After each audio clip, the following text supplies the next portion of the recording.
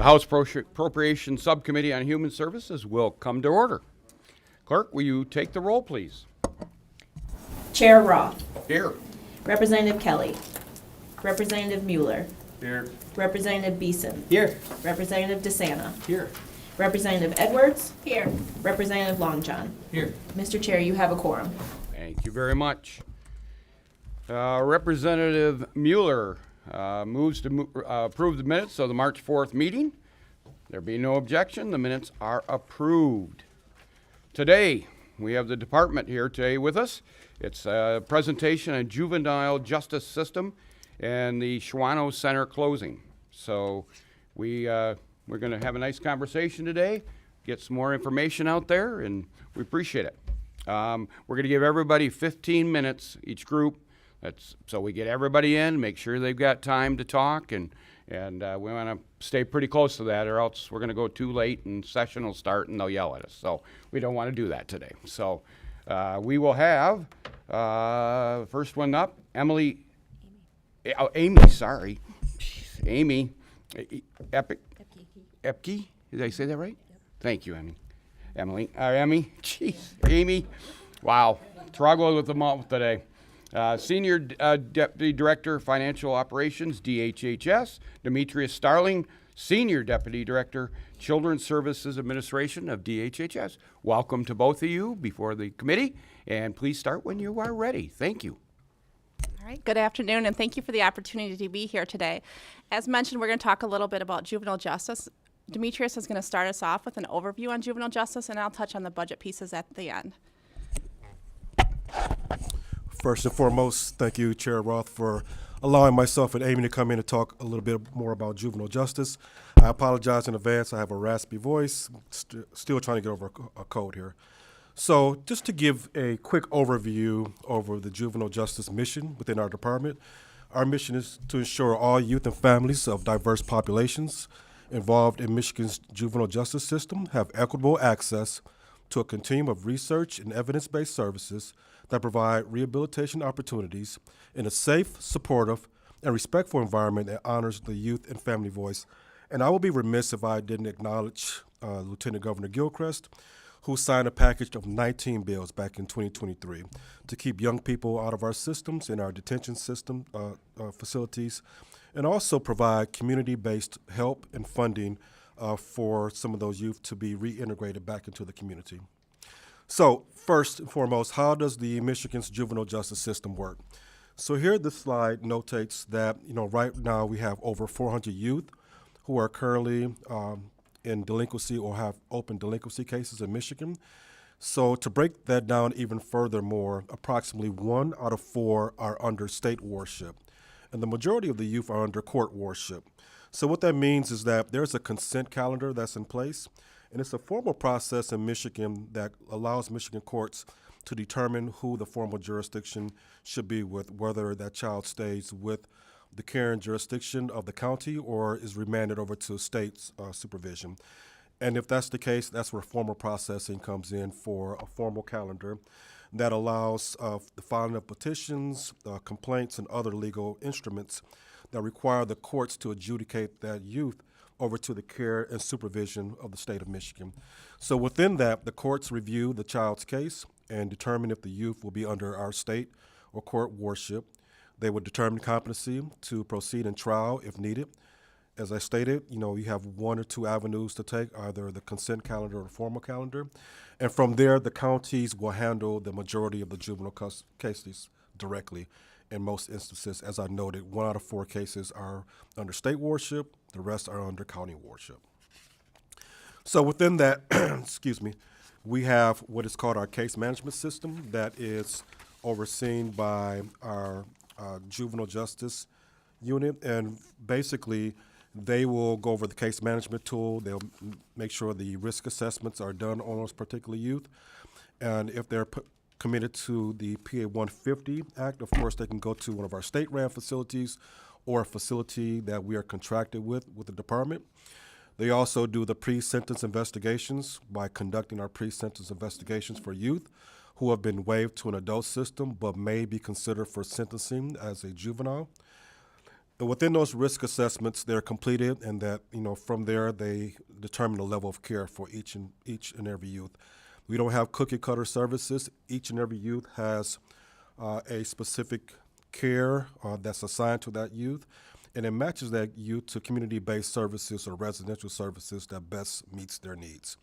And from there, we supervise and oversee the juvenile justice cases, including dual wards. Dual wards essentially are kids or youth who have a foster care case attached to their juvenile delinquency case as well, so they can be serviced through the foster care or juvenile court as well, meaning the youth continues to be receive requisite services as such. So basically, one of the things that we really wanted to highlight and showcase in regards to our juvenile justice work is really a lot of amazing partnership and collaboration we have with stakeholders in our community. So right now, the Task Force on Juvenile Justice Recommendations has approved a comprehensive set of consensus-based recommendations to transform our Michigan juvenile justice system. These recommendations are based on unprecedented assessments of Michigan's juvenile justice system and are grounded in what research shows to improve community safety, reduce disparities, and improve youth outcomes. Also, we've been able to secure funding to assess service gaps and barriers for our youth and families. So counties in Michigan are struggling to meet the needs of their youth and families because of their lack of appropriate evidence-based programs and services. Both rural and urban communities have indicated that due to the lack of services, youth do not receive the support needed and are placed in a secure facility for extended lengths of stay. These grants will support juvenile justice reform efforts in Michigan by providing a sustainable framework for connecting youth and families to services that are evidence-based, show promising practice, or are culturally relevant. So just to give you an indication of some of those regions where those monies have been allocated to, in Kalamazoo in District 40, Wexford in District 104, Macomb, District 12, Oakland, District 72, and in Wayne, District 29. This will allow for increased support for community-based and in-home service care. As you all know, legislation enacted in October of 2024 that increased the reimbursement rate for CCF from 50 to 75% for community-based services. This is huge. Community-based services are innovative and creative programs that are developed locally as an alternative to out-of-home placement for our youth. Additionally, we have had expanded youth placement options. We've launched our bed management reporting system, which is a system designed to streamline the management of juvenile justice beds across Michigan. We've also collaborated with our Juvenile Justice Advisory Council, which is a lived expertise council that meets virtually every month and quarterly in person. This council shares their experiences and their suggestions around juvenile justice systems that can be improved on. The council has visited 3 juvenile justice placement facilities with the plan to visit more facilities quarterly. Feedback from these visits are incorporated into the Residential Advisory Committee recommendations, and also there's a recruitment video posted on our MDHHS Juvenile Justice website where they're invited to discuss representation of juvenile justice involved youth with the Children's Law section of the Michigan State Bar. Also, we have done a lot of amazing work in regards to task force recommendations that were issued within the Executive Order 2021-06. Many task force recommendations are still underway, including the launch of the Residential Advisory Committee, which will help address systemic issues impacting our residential facilities across our state. Appropriate and timely placements, especially for youth with behavioral needs who require specialized treatment in residential facilities, and that have been increasingly difficult to find, is one of their paramount focuses. So again, I think that it's important to highlight the fact that the in-home care and community-based reimbursement rate that was increased from 50 to 75%, has been a huge help for a lot of counties. I think that's one of the barriers that has been identified and addressed quickly and swiftly by Erin House and her team relative to our juvenile justice reform work. So some amazing accomplishments in the juvenile justice world. So, in regards to expanded placement options, I just wanted to provide a little bit more clarity because I think there's a misnomer or inaccuracy in regards to beds that have been brought on by the department. So, we have expanded to more than 100 placements for juvenile justice youth, including the following. Spectrum Juvenile Justice Services has brought on 40 secure residential beds. St. Clair Youth Treatment Center in Macomb, which once it's open, will bring on 20 more additional beds. Highfields in Ingham County, 12 beds. Holy Cross, 3 beds. Bethany Christian Services, 2 beds. Team Wellness Center at Eastern Market, which is extremely important for us to have that day treatment component for juvenile justice work, will bring on 45 placements for day treatment. And Valor Place, once completed, will bring on 12 non-secure mental health stabilization beds for youth. And as you can see here in this restructured child care institution breakdown, secure necessary number of beds for youth under states' responsibility. It aligns with our needs that we've identified in the juvenile justice recommendations, and also gives us access to beds that we formerly didn't have for our juvenile justice youth. So this slide notates the dollars that have been earmarked for juvenile justice infrastructure grants through the department. $10 million for juvenile justice infrastructure, which was included in the fiscal year 2025 budget. $5 million for our state-ran facilities, which is Bay Pines and Shawano. $5 million for non-state facilities, which breaks down to $2 million for Vista Maria, $1 million for Spectrum, $465 for Highfields. The County of Lenawee Public Defender Office was provided $1.3 million, and the Saginaw County 10th Judicial Circuit Court was provided $200,000. Okay, just a breakdown of the state-ran facilities. Bay Pine Center, of course, is located in Escanaba, and Shawano currently is in Grayling. And the plan, of course, is to transition our youth and our operations from Shawano and Grayling to the Michigan Youth Treatment Center in Macomb County. Again, Bay Pines, located in Escanaba. It was built in 1994 with a 32 treatment bed capacity for female juveniles ages 12 to 20. Right now, we have FTEs, 62 FTEs that have been carved out for Bay Pines. In Grayling, we have Shawano Center currently that was built in the 1970s. It is in the process of closing now. It is a 40-bed treatment facility for male juveniles between the ages of 12 and 21, and we have 15 FTEs that have carved out for that facility. As we look towards the future, the Michigan Youth Treatment Center, which is located at the Macomb County Juvenile Justice Center in Mount Clemens, was built in 1989. It has a 60-bed facility capacity after renovations on both floors, and it will be able to sustain 111 staff when it's fully up and running and operational. So again, the plan is to close Shawano Center and move to the Michigan Youth Treatment Center, and we believe that this offers us an opportunity to better align our vision with the services that are needed for these particular youth, so they'll be able to have to tap in and access services and supports in that region that they normally would not have in the Shawano Center area. Improved ability to maintain staffing and resources. That's been really a difficult journey for us to be able to recruit and retain staff in that area. And increased family involvement in treatment process. So when you think about, some of the issues and concerns that, some of our families have who are located in the southeast Michigan or even central Michigan area of our state, it's very difficult for them at times to get back and forth to the Shawano Center to visit their youth. So we believe that this provides them an opportunity to be able to visit their youth on a more routine basis. We began moving our youth back in January of 2025 with a completion transition date by early this summer. So from there, I will pass it over to Amy, where she will do a run-through of our juvenile justice budget.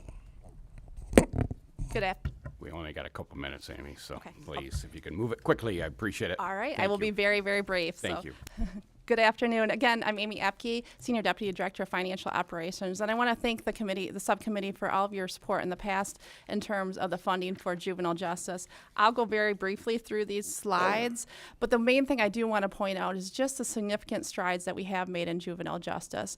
We know, as Demetrius mentioned, this is a collaborative partnership between the state, the counties, the courts. It takes all of us to move these initiatives forward, and we've made significant strides, including increasing home and community-based services, expanding placements, restructuring contracts, and many, many more. The investments, the budget before you does include additional investments that we're hopeful to work with you. At a very high level, you can see that on this slide, the JJ budget is $43.5 million. I won't spend much time on that. 2/3 of that is for Bay Pines and the new Michigan Youth Treatment Center. On the next slide, you can see the funding sources. About half of that is general fund. We do rely also on federal funding, and there's about 18% of that included on there. And with the final slide, I just want to mention the investment before you. The executive budget does include an additional investment of $12.8 million. That does include continuing to expand on many of the task force recommendations, including detention alternatives and other recommendations by the task force that have previously been discussed, as well as investments in Bay Pines and the realignment of funding for the Michigan Youth Treatment Center. So with that, I know we were very short on time, so I will pause there and take any questions. Thank you very much, and I'll start with a couple. I understand the move of Schwano downstate, understand that, but it does then leave an issue with northern Michigan, and I know getting those residents closer to home is great, but we have a real issue where our kids from northern Michigan are leaving the state.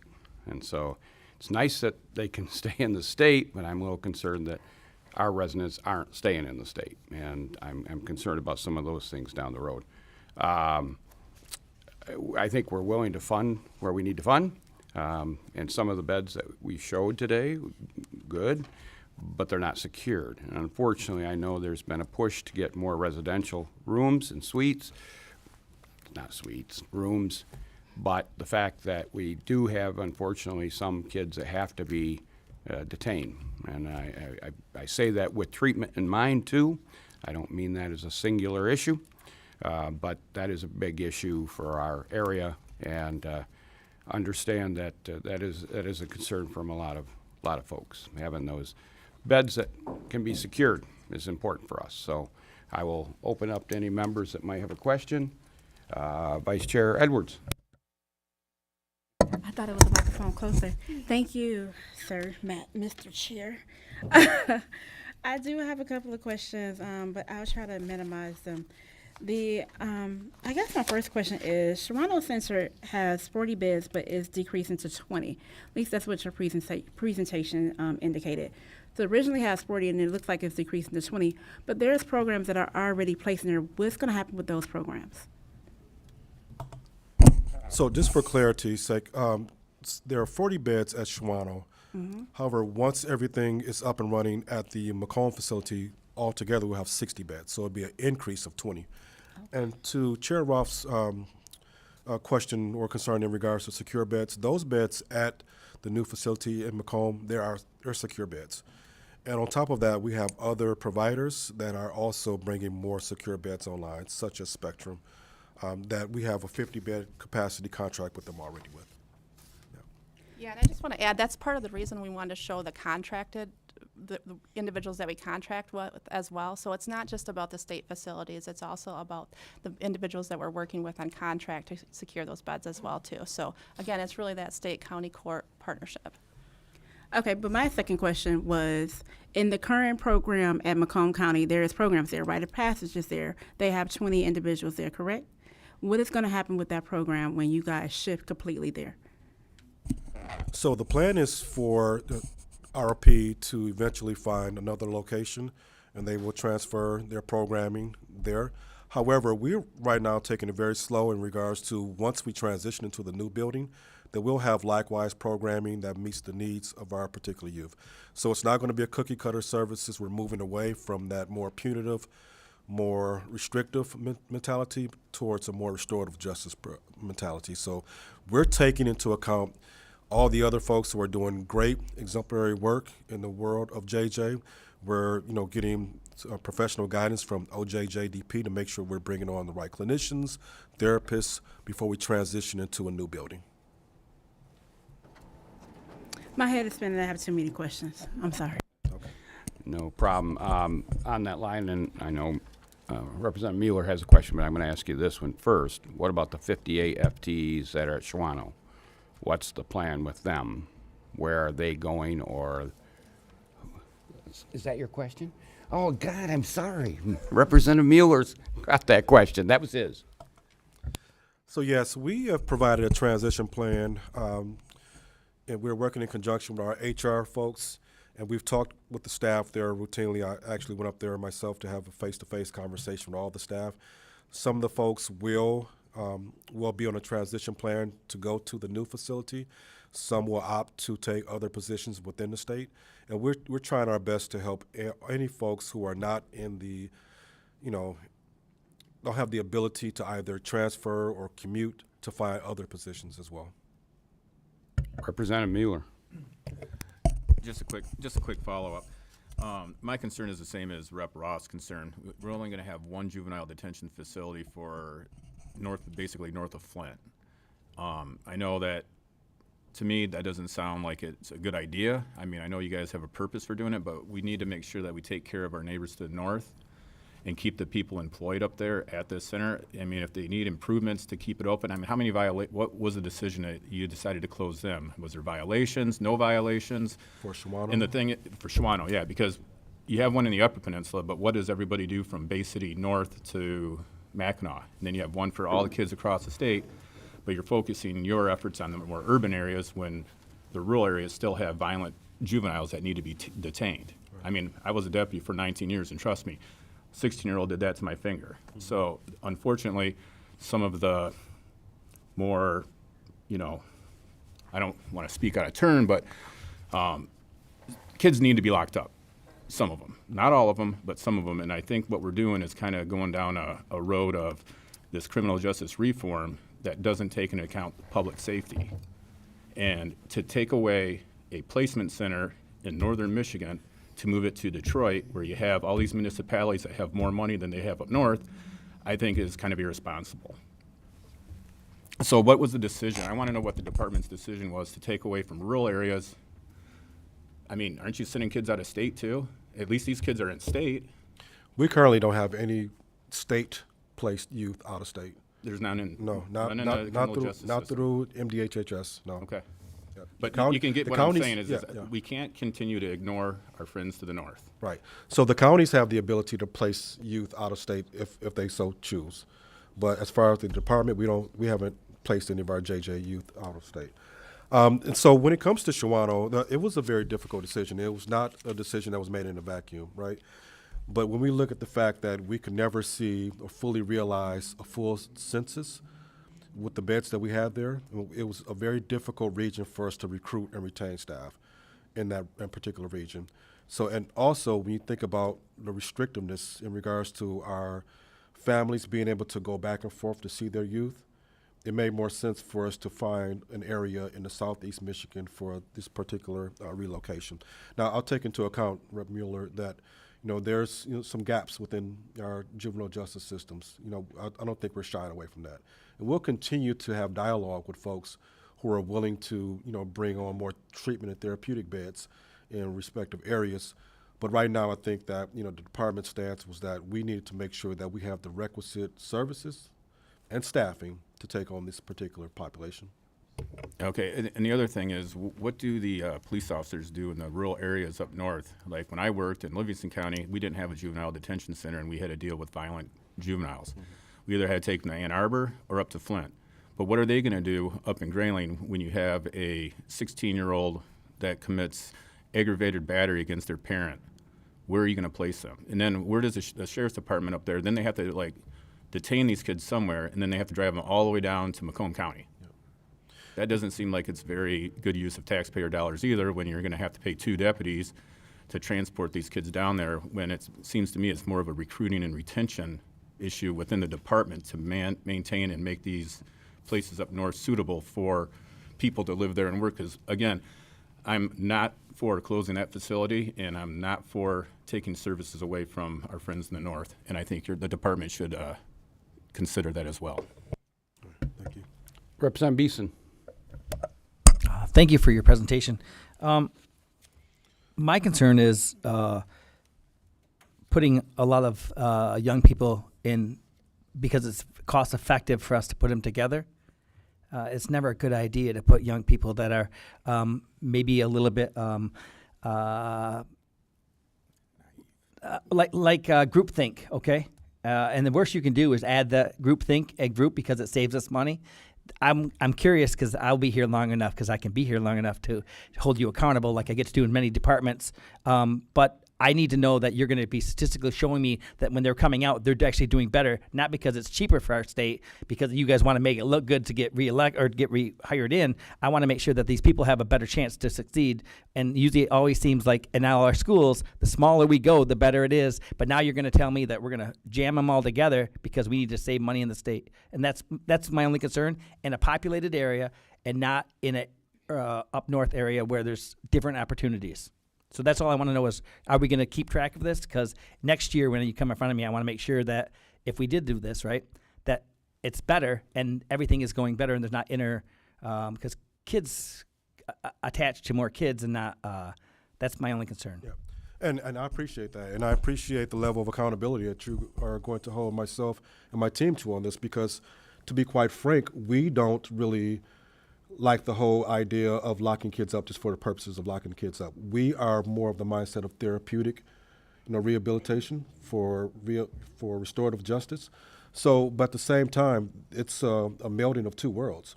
If we're worried about public safety and youth have to, for whatever reason, be remanded to juvenile justice facilities until they get the requisite services needed to, go back into the community, then we'll do that. And so I think we're speaking the same language. We're not looking to warehouse kids. We want to make sure they receive all the therapeutic services that they need to off-ramp into the community. Because in our area in Bay County, we've had some very violent, and we've lost staff. And it's not through your system, but in our juvenile home, they're getting pretty much beaten. And me and my sister in Midland County actually hurt her back, and she never went back because of how they have so limited resources to handle this. And I'm just concerned that when we put the bigger the group, the less. That's my only concern. So are you talking about in a JJ facility she was injured? Yeah. Okay. And that's an unnecessary, unfortunate reality of it. Sometimes we have violent, youth who are in facilities, but we do everything that we can to protect our staff and also provide them the training and support that they need to de-escalate those kids in those respective situations. Thank you. Out of time constraints, I'm sorry. Send the questions to me, guys, and I'm happy to submit them to. I will leave you with this one. We need to know how many people are put out of state by the counties as compared to the state. And I need more information on how the kids go from state oversight to county oversight, and how is that addressed financially? Because that's happening. So if you guys could get back to us with that, we'd really appreciate it. But in order to make sure we have all our members, all the folks that would like to talk today, we really appreciate your testimony. Thank you, guys. Now we have to have Dr. Ray Moss, Director of Rite of Passage. And we have three, do we have three students, right? Two students. Okay, come on up. All right. Make sure we introduce each one of the gentlemen. I'd like to know who they are. That's great. Thank you, sir. Go ahead and begin when you guys are ready. Hi, my name is Kamani Brown. I'm a student athlete at Rite of Passage. My name is Bryce Albers. I'm a student athlete at Rite of Passage as well. My name is Kari Reed. I'm a student athlete at Rite of Passage as well. Hi, everybody. Appreciate the opportunity. I'm Dr. Ray Moss. I am the program director at St. Clair Youth Treatment Center / Rite of Passage. I'm the regional director, and I'm responsible for helping to make sure that our new programs are successful. And I've been helping develop and design programs for youth for over 25 years. Yes, so my name is Kamani Brown once again, and I just want to let y'all know my experience of me being at St. Clair. So I've been in the system for 15 months now. I was at Wayne County Juvenile Detention Facility, which is JDF. I was there for 60 days, and like my experience there was terrible. It was like a jungle. Like I had to fight for my food. I couldn't even get no proper visit with my family because they was coming in the visit room. Then I came to Rite of Passage. I got the opportunity to come to Rite of Passage. Yeah, everything changed. I feel the level of security there. I wasn't watching my back. I had all my opportunities in front of me. I had 0 credits. I came to Rite of Passage. I did 23 classes, and I averaged a 3.2 GPA now. And I retained I retained 95% of the information from the classes, from virtual online. And the real thing I can say about this program, it actually focuses on what I need to work on, and my treatment, what I need to work on from what I've been through and all my trauma, it focuses on how I can move past that and better myself for when I get back into the community. This program, it helped me with school. It helped me be able to open up more, use communication, actually have more self-respect and self-awareness of myself, and treat people with kindness. 'Cause that's something that I lacked with. This program, when I first got here, I was like, nah. I was still like nervous. I just came from JDF. I'm coming to a new program. Then when I saw, cause we had jumpsuits in JDF. We came here and we had jogging pants, T-shirts. Like it wasn't like no type of like me being at JDF. It was like they focused on me and what I wanted to do. And as we leveled up in the program, we had more privileges. Like when I first got in there, I had broken relationship with my parents, and they helped me rebuild that trust with them. And I report through family therapy, and it helped me with so many different things I can use when I leave here, and it also helped me with life skills, like me learning how to study for tests, me learning how to use proper communication, stuff like that. And the food is awesome. I don't want y'all to know that the food is awesome. I ain't want to mean that. Yeah, so it's just really, this was probably the best opportunity that I had for the severity of why I'm like in incarceration. This probably was the best opportunity that was given to me, and I'm planning to use it, and I don't want to go nowhere because I feel safe and I feel comfortable where I'm at, utilizing my resources. Congratulations. I'm Bryce Albers. I came from Wayne County, the actual county. From being there and from being at Rite of Passage, I've learned that I don't have to look over my shoulder every day, or I don't have to, like buy commissary, make cookouts or anything like that. They have an actual chef there that she comes every day and makes food for us, good food. We go on outings. We go to basketball games downtown. We go bowling. We go to the colleges. Like if some of the student athletes want to go to college, Dr. Moss let us he'll set a tour up so we can go there, look at them, check it out. For the most part, Rite of Passage is a good program. It's definitely helped me with my communication, self-discipline, and self-control. It helps the student athletes build mental health and physical health. We work out every day. We shower every day. It's all good. It's all good program. Congratulations too. Thank you. All right. Appreciate the time, guys. So at St. Clair Youth Treatment Center, we like to lead with love. The example is my student athletes right here. There was really nervous about us getting kicked out the building on May 5th because we've been running good programs. We currently we're ready to go with 60 beds. We're licensed for 60. We currently have 18 kids in the facility. We got 2 openings. We're waiting for the state to place. Like I said, we staffed up, ready to go. We can handle all the Shawano youth. Our program is different because some of the elements we provide that is unique to us. We have very low incident rates because we overstaff, and like I said, we lead with love. Example of my boys up here. Like I said, we can anything the state doing, we can handle it. We've been handling it. Our biggest thing is we go get kicked out of the building. I don't know where my boys go. So we definitely worried about where they're going. If you guys had a chance to visit, we got chickens. We got a lot of therapeutic stuff that you won't see in a secure environment. Also, we provide non-secure elements. That's how my boys get to go on outings and do things like that. There's a lot of experience. I don't believe in you're a product of your environment. I believe in you're a product of your experiences. So we really lean into experiences with the boys at the program, and I'm going to yield for you guys for any questions. Any questions? Who do we got? Anybody?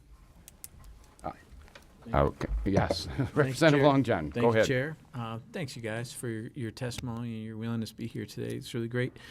Not sure if this is for Dr. Moss or who might answer this question, but I'm a nerd. Evidence-based. What are the outcomes that you're focused on? What are the outcomes of evidence-based research that have gone into the formation of the program?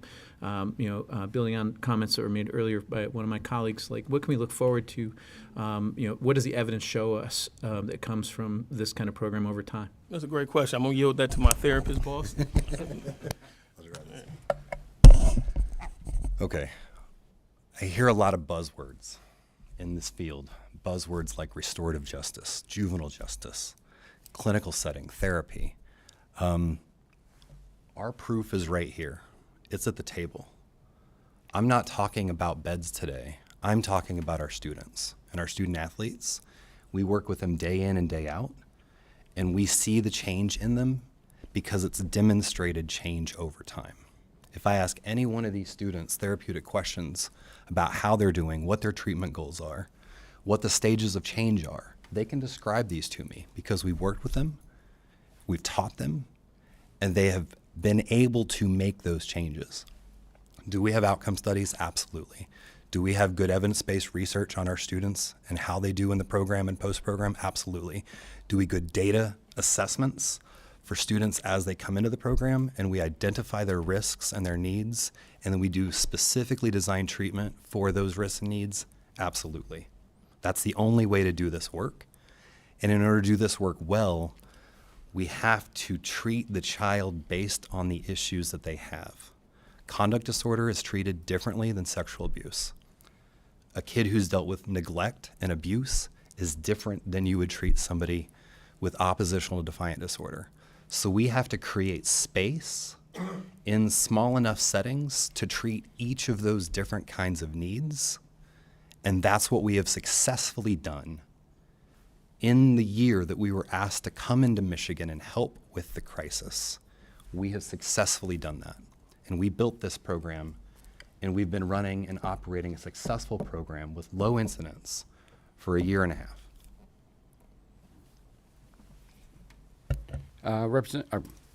Vice Chair Kelly. Thank you, Mr. Chair. What's the criteria to enter into this program? The criteria is currently we will accept any student athlete from the ages of 14 to 20.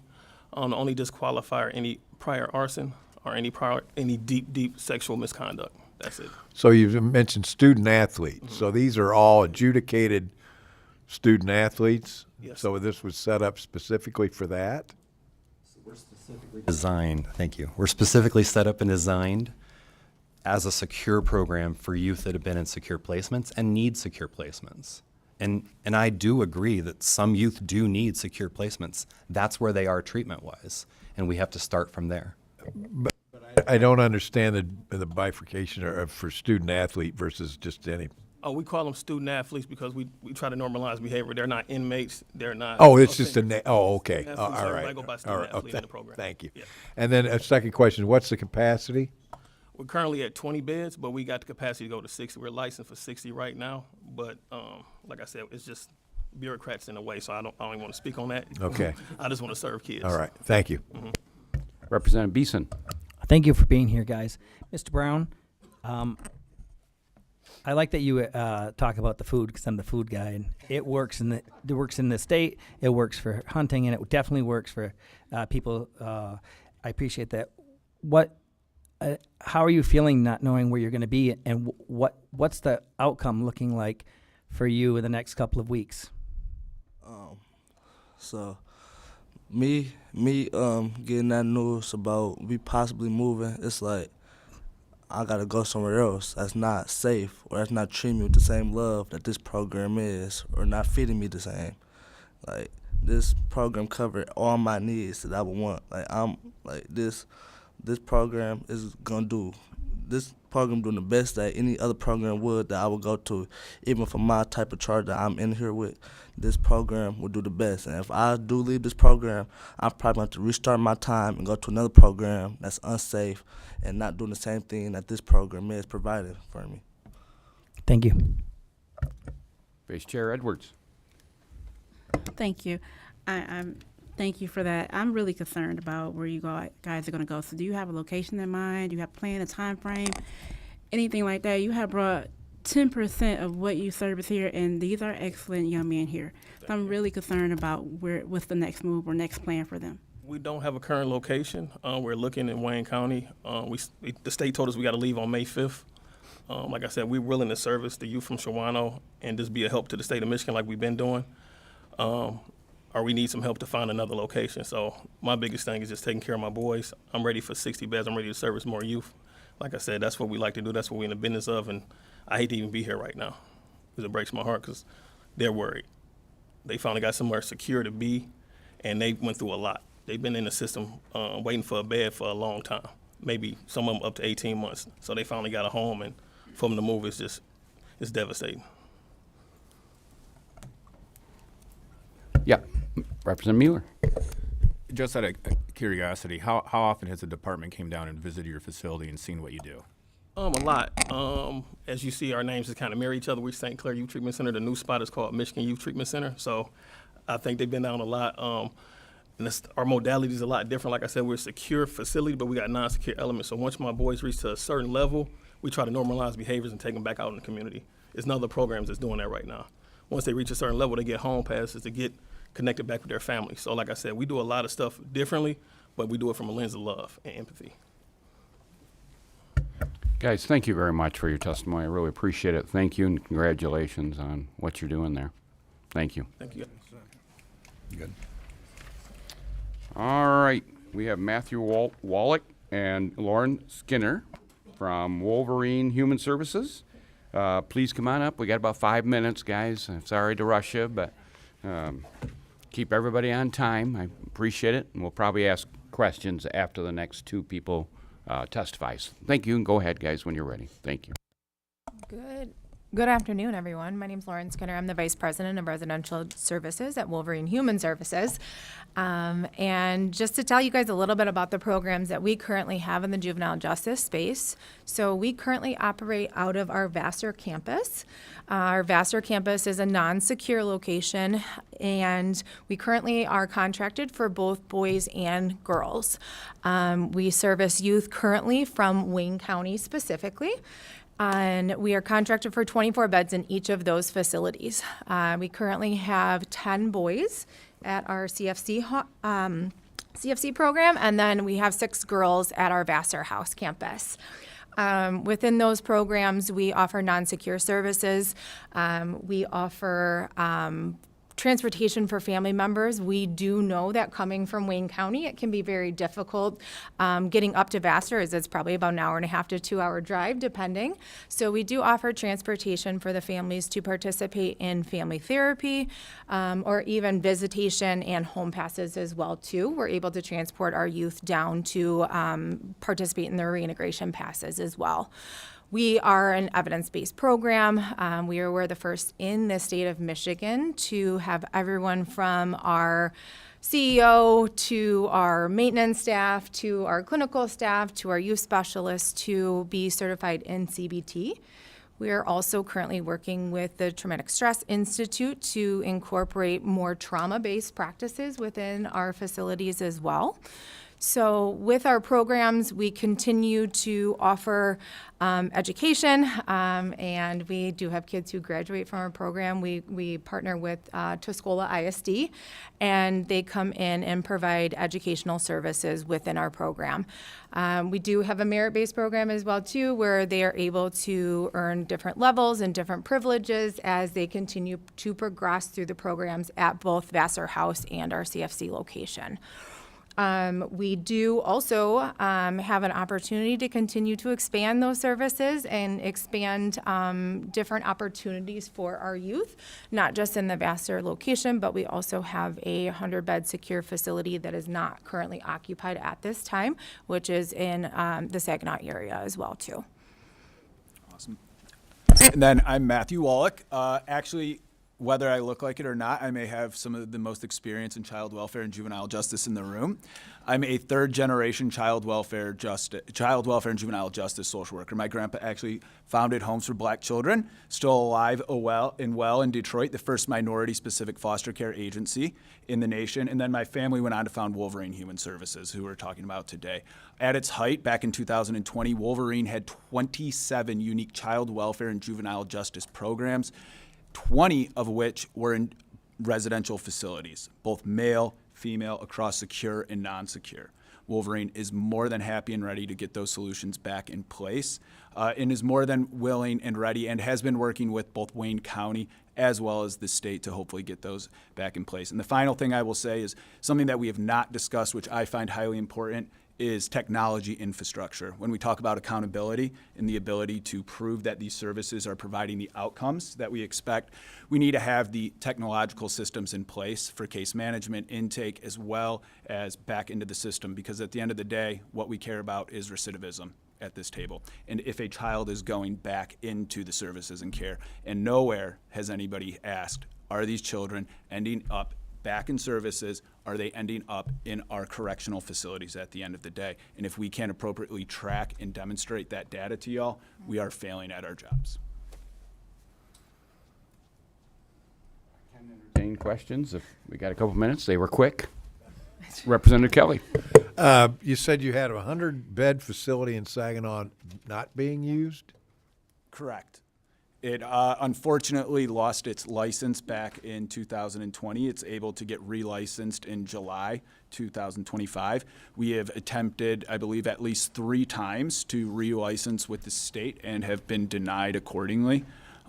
They have the ability to relicense us early, but have chosen not to. Can you tell me why you lost the license? Unfortunately, we went through multiple small licensing infractions, and it used to be those infractions could be piled up 2 years back.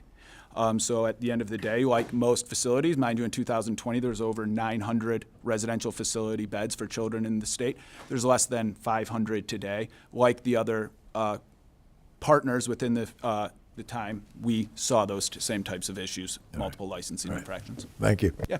I would say, Representative, I think that's something we might explore down the road, just so. Yep. I appreciate that, guys. Of course. Any other questions?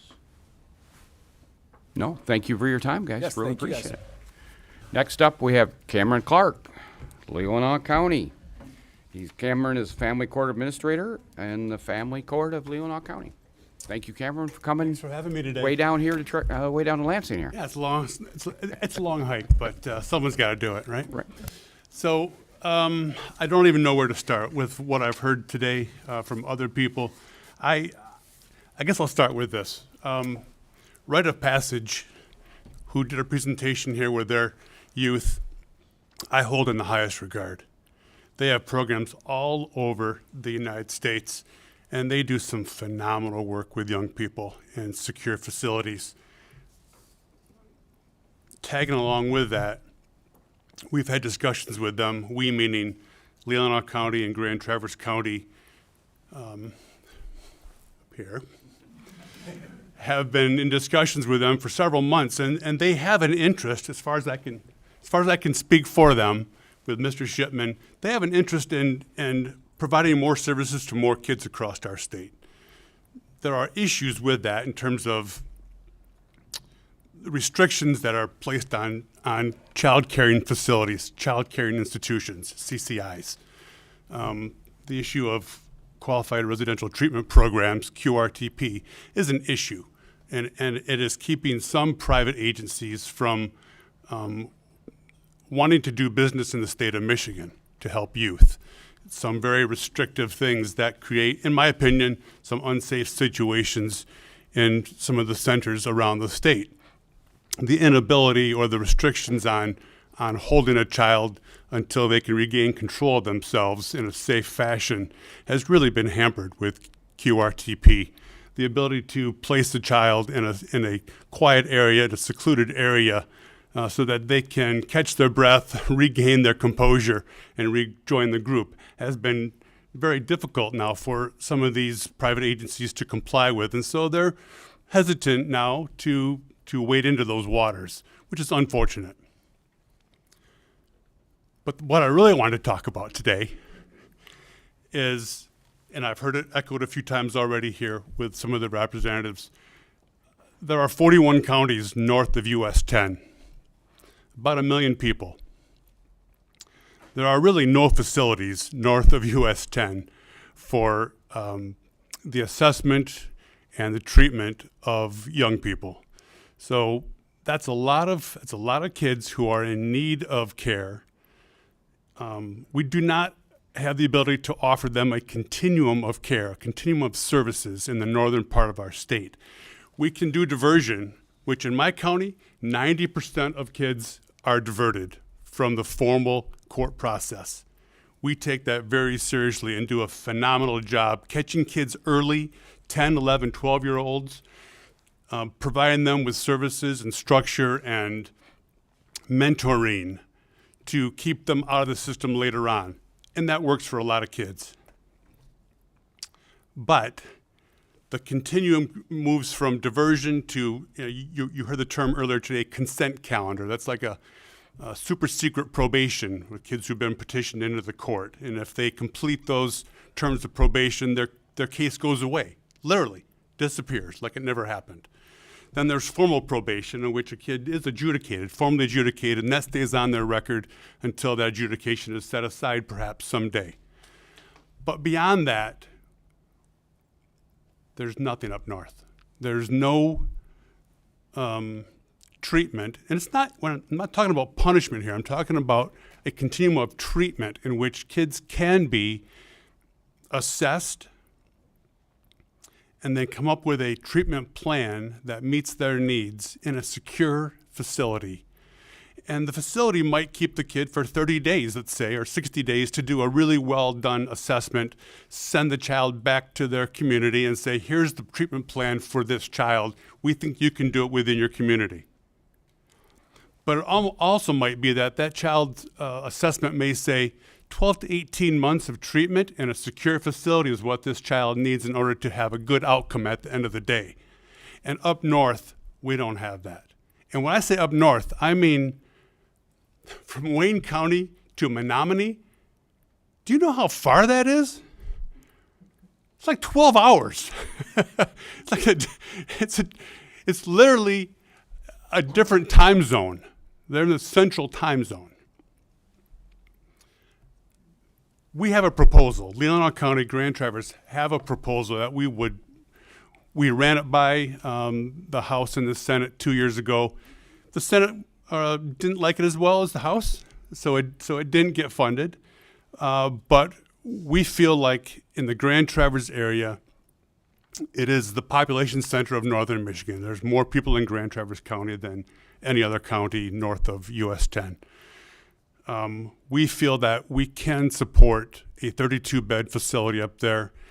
Roughly 8 of those beds would be for a short-term assessment of youth who are in need of that. The other 3/4 of the beds roughly would be for longer-term treatment.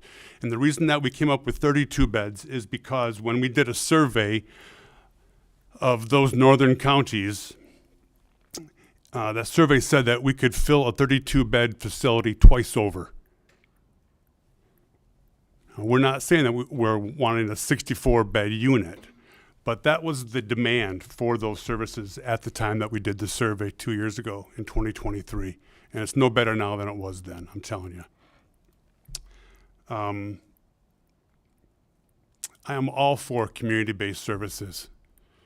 Nobody that I've met in northern Michigan, judges or administrators or caseworkers, are in a hurry to place a child in a secure facility if it's not necessary. But sometimes it is. Sometimes situations are dangerous for the child, for the child's family, and for the child's community. And I'm telling you, the time is now. I've been doing this since '92. And I'm almost retired. So we got to get her done. And I've got a proposal here I'll be glad to hand to the clerk, and perhaps she can make that available to each of the members.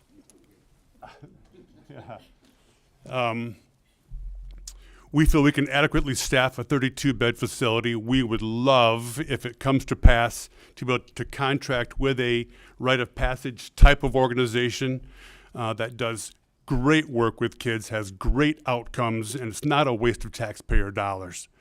But we need the state to build this for us. We feel like we're doing their job for them. They have not done an adequate job in this realm, I feel, with all due respect to Director Starling. We have been ignored, and the time is now. It's way past time. Those kids up north deserve what they get in Wayne County.